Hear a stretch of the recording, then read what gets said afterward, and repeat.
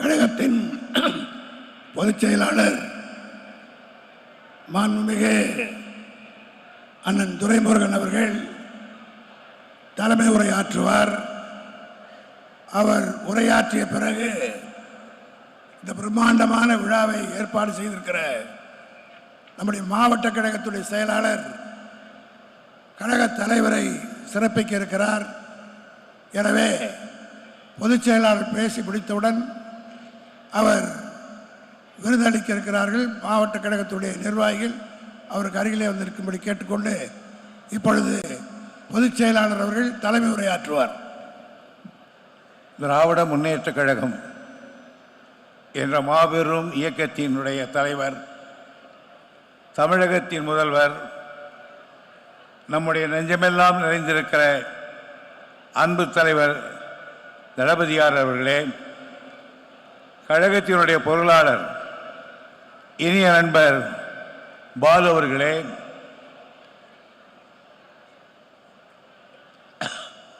அமைப்பு முதன்மைச் செயலாளர் நேரு அவர்களே, கழகத்தினுடைய துணை பொதுச் செயலாளர்களே, இந்த மாபெரும் விழாவில் இயக்கத்துக்கு தாங்கள் உழைத்த உழைப்பை கழகம் கவனித்து இன்றைக்கு தலைவர் அவர்கள் விருதினை வழங்கியிருக்கிறார்கள். அந்த விருதினை பெற்றிருக்கக்கூடிய இனிய நண்பர்களே, சட்டமன்ற, நாடாளுமன்ற, மாவட்ட கழக, பேரூர் கிளைக்கழக செயலாளர்களே, வெள்ளம்பூர் குமிந்திருக்கிற நண்பர்களே, உங்கள் அனைவருக்கும் முதற்கண் நன்றி கலந்த வணக்கம். இந்த விழாவில் நான் தலைமை உரை என்றாலும் என்னுடைய நண்பர்கள் இன்றைக்கு பல்வேறு விருதுகளை பெற்றிருப்பதை பார்த்து நான் மகிழ்ச்சி அடைகிறேன். இந்த ராமநாதன் அவர்கள் எங்களோடு சட்டக்கல்லூரியில் படித்தவர். டாக்டர் ஜெகத் ரட்சகன் அவர்கள் அவர் ஒரு கௌரி காலேஜில் படித்துவிட்டு வந்தவர். அடுத்து இருக்கின்ற பதவி மாணிக்கம் சட்டக்கல்லூரியில் எங்களோடு படித்தவர். நான் மாணவணி செயலாளராக இருக்கும்போது என்னோடு பணியாற்றியவர். அதே போன்று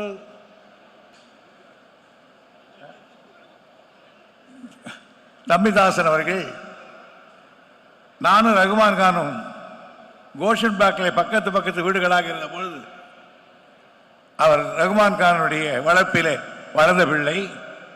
அதே நிலைதான் எனக்கும் அவருக்கும். ராஜன் அவர்கள் நீண்ட நெடுங்காலமாக ஒரு சக பேச்சாளர் என்ற முறையில் நான் அவருடைய ரசிகன். எல்லாவற்றுக்கும் மேலாக இதில் ஒரு அம்மையார் வராவிட்டாலும் அந்த அம்மையாரை பற்றி கலைஞர் தளபதி அவர்கள் நிறைய சொல்லி நான் கேள்விப்பட்டிருக்கிறேன். எனவே இந்திய போராட்டத்தில் என்னோடு களத்தில் இருந்தவர்கள் இன்றைக்கு இந்த விருதினை எல்லாம் பெறுகிறார்கள் என்பதிலே எனக்கு மற்றற்ற மகிழ்ச்சி. அவர்களுக்கெல்லாம் என்னுடைய வாழ்த்தை நான் தெரிவித்துக் கொள்கிறேன். ஒரு இயக்கத்தில் உழைத்தவர்களை, பாடுபட்டவர்களை, தன்னலங்கரால் இருந்தவர்களை எல்லாம் கண்டுபிடித்து அவர்களுக்கு விருது வழங்குகின்ற ஒரு மகத்தான திட்டத்தை தலைவர் கலைஞர் அவர்கள் வகுத்துக் கொடுத்தார்கள்.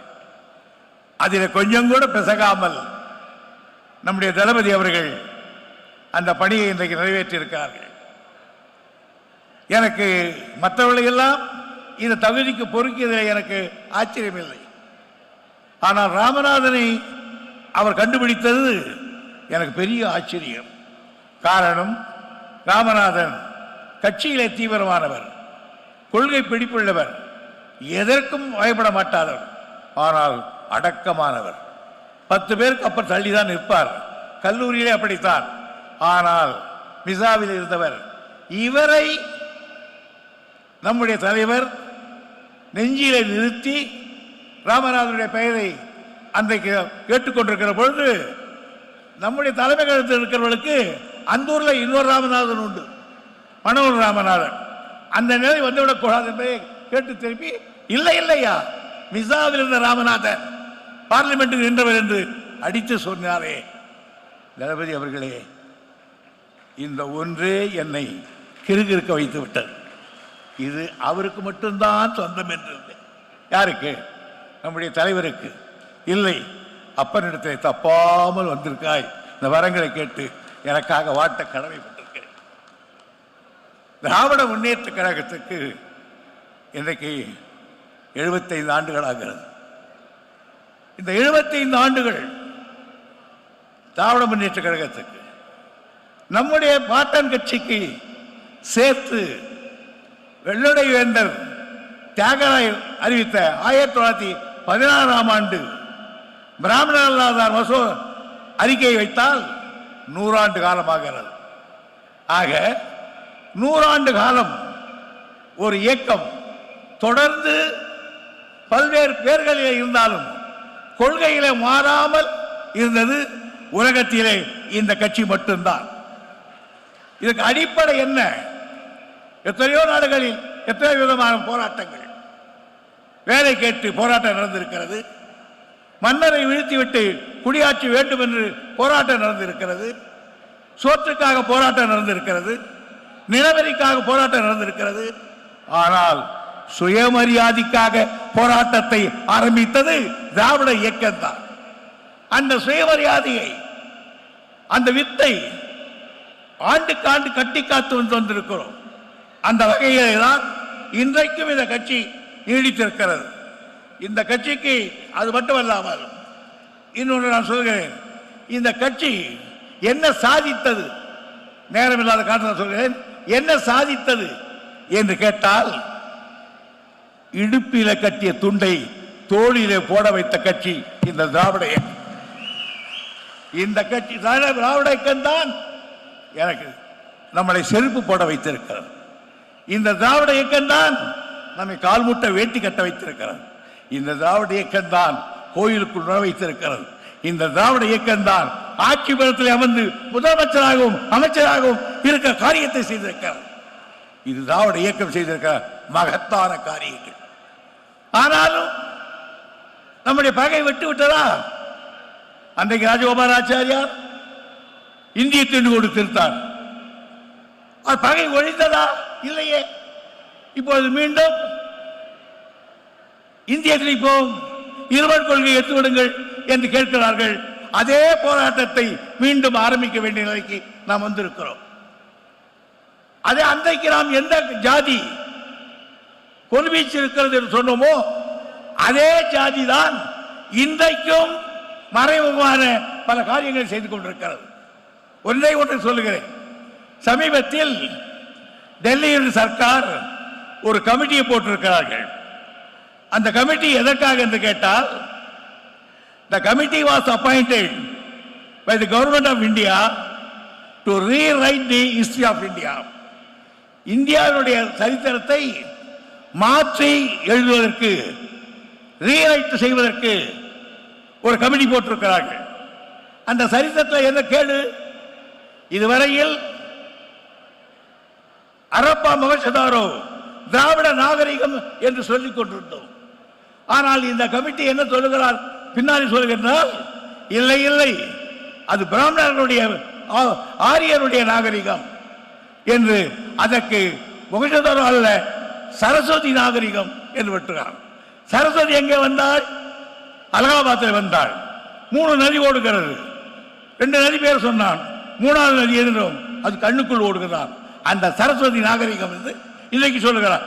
அப்படி அந்த ரீரைட் கமிட்டியில அவர்கள் 17 பேர்களை நாமினேட் செய்திருக்கிறது மத்திய அரசாங்கம். அதிலே 3 பெண்கள், இல்ல 17 பேர்களை நாமினேட் செய்திருக்கிறது. அதுல 3 பேர் அபிஷியஸ், அரசாங்கத்தினுடைய அதிகாரிகள் 3 பேர் 17. மிச்சம் 14 பேர் மொத்த பேரும் பிராமணர்கள். மொத்த பேரும் பிராமணர்கள். இந்தியாவினுடைய சரித்திரத்தை ரீரைட்டாக எழுதுவதற்கு மத்திய அரசாங்கம் ஒரு கமிட்டி போடுகிறது. கமிட்டியே இருக்கிற அத்தனை பேருமா பிராமணன். போட்டு பார்த்தார்கள், ஒரு ஆள் குறையுது. அப்போ பிறகு தேடி தேடி பார்த்து அந்த ஆளை எங்கே போய் கண்டுபிடித்தார்கள் என்றால் கனடாவிலே ஒரு பிராமணன் இருந்தார். அவர் என்ன செய்து கொண்டிருந்தார் தெரியுமா? He is the president of Canadian chapter of Brahmin International and head office at Delhi. கனடாவில் இருக்கிற பிராமண சங்கத்தின் தலைவர். அவனை கண்டுபிடித்து ஒரு ஆளை கொண்டு வந்து போட்டிருக்கிறார்கள். ஆக மறுபடியும் பழைய பல்லவியை நாம் பாட வேண்டியதாக இருக்கிறோம். இதே நிலை நீடித்தால், பிஜேபி தொடர்ந்து போகுமானால், திராவிட முன்னேற்ற கழகம் தன்னுடைய வீரியத்தை காட்ட வேண்டிய காலகட்டம் வந்திருக்கிறது. அதற்காக இளைஞர்களை திரட்டுவதற்காக தம்பி உதயநிதி அவர்கள் இன்றைக்கு பலர் பட்டாளங்களை கூட்டி வைத்துக் கொண்டிருக்கிறார். கடைசியாக ஒன்று, தலைவர் அவர்களே, என்னை விட நீங்கள் இறையவர் தான். ஆனால் இன்றைக்கு நீங்கள் பெற்றிருக்கிற பேரு புகழ் அவ்வளவும் எங்கேயோ போயிருக்கிறீர்கள். நேற்றைக்கு நீங்கள் பார்த்தேன், அமெரிக்கா நாட்டில் லாஸ் ஏஞ்சல் நகரத்திலும் மற்ற கலிபோர்னியாவிலும் நீங்கள் போகிற பொழுது அங்குள்ள தமிழர்கள் உங்களை வாழ்த்திய வாழ்த்து, தொழிலதிபர்கள் உங்கள் காட்டிய அன்பு, அங்கு நான் ஒரு திராவிடன், பிற்படுத்தப்பட்டவன், பேக்வர்ட் என்று சொல்லாமல் நிமிர்ந்து நின்று தமிழ்நாட்டின் பெருமையை உயர்த்திவிட்டு வந்திருக்கிறீர்கள். அந்த காட்சியை நான் கோபாலபுரத்து விசுவாசி என்பது உங்களுக்கு தெரியும். நான் அழுதேன். என் தலைவர் மட்டும் இன்றைக்கு இருந்திருந்தால் எப்படி மகிழ்ச்சி அடைந்து இருப்பார் என்று எனக்கு தெரியும். எனவே நான் தளபதி கொண்டு சொல்கிறேன், நீங்கள் தான் எங்களுடைய ரட்சகர், நீங்கள் தான் திமுக கழகத்தினுடைய கர்த்தா, நீங்கள் தான் தமிழுடைய தலையெழுத்தை மாற்றாமல் மாற்றி பாதுகாக்க வேண்டியவர். எங்களுக்கு எல்லாம் நீங்களாக இருக்கிறீர்கள். உங்களை வாழ்த்த வேண்டும் என்ற எனக்கு ஆசை. ஆகியனால் ஒன்று சொல்லுகிறேன், நண்பர்களே, நான் மட்டும் ஆற்றினால் போதாது. இதோ குழுமி இருக்கிறது, லட்சக்கணக்காக வெட்ட வேண்டும். நான் தளபதி என்று சொல்லுவேன். ஒவ்வொருவரும் கையை உயர்த்தி வாழ்க என்று சொல்ல வேண்டும். கையை தூக்காதவரை பக்கத்தில் இருக்கிற கூட்டணி தளபதி அவர், தளபதிகள், தளபதி அவர்கள், தளபதி அவர்கள். நன்றி, வணக்கம்.